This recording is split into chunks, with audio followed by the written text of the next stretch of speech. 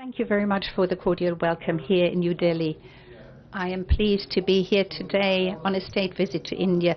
The point has been made by you that this is not my first visit to India. At the time I came, I was the mayor of the city of Hamburg.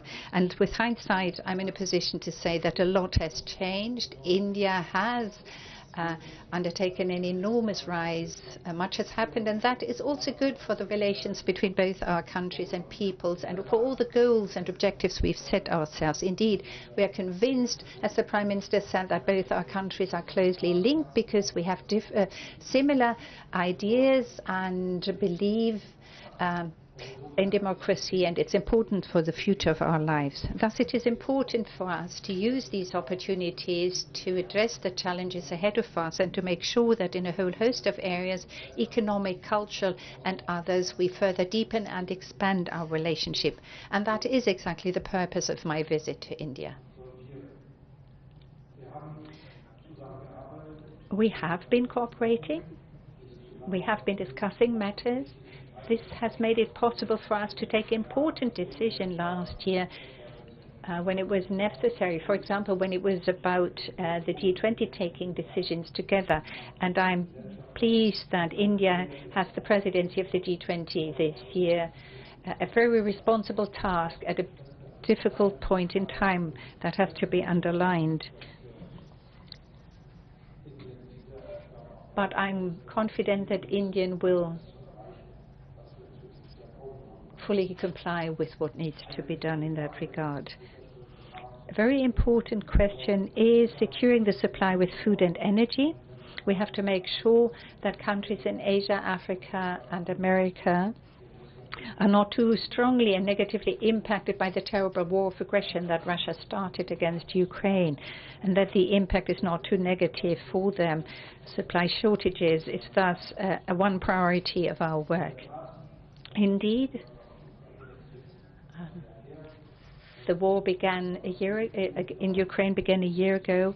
It has led to immense losses, destruction, destroyed infrastructure, railway links, energy connections, grids. It is a major catastrophe, but above all, it is a disaster, a catastrophe, because we know that this war violates a fundamental principle to which we had all been agreed for such a long time, and that is that you do not change borders through the use of violence, but that international law governs international relations and ought to provide the basis for international actions.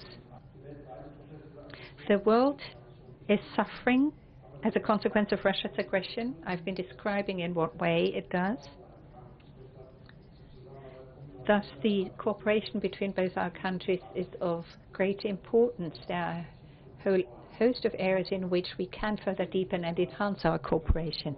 First and foremost, the economic cooperation between both our countries. 1,800 German companies are active in India. They have created tens of thousands of jobs and are amongst the biggest foreign investors in your country.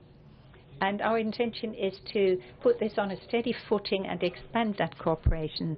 The number of personnel employed here is to go massively up, and the agreements that the members of the business delegations have reached with each other point the way in that direction. Pacific Conference of German Industry and Business will take place in India, by the way.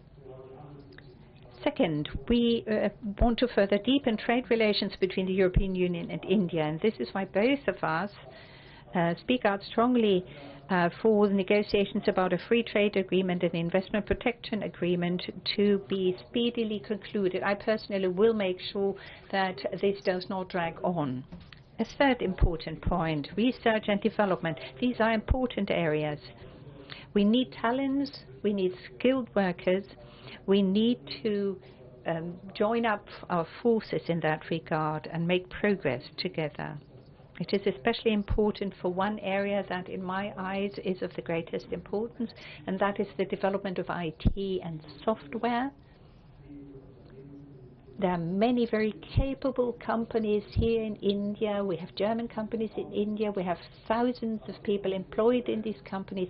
India has so much talent to offer, and we want to benefit from that cooperation here in India, but also with an eye to the with an eye to recruiting and attracting those talents to Germany and employing them there in our industry sectors. The central topic for the future of mankind is, of course, fighting climate change. We've talked about this, and I am very grateful for the very friendly cooperation that we have had so far. It's impressive what we've agreed to in the Indo-German Partnership for Green and Sustainable Development, and how much it has evolved since we agreed to set up this partnership. We have signed agreements and have enormous potential that can be tapped here. It's important in our eyes that we develop this further in the field of solar, biomass, using digital means, using hydrogen, green hydrogen. All of this plays a central part. And this is exactly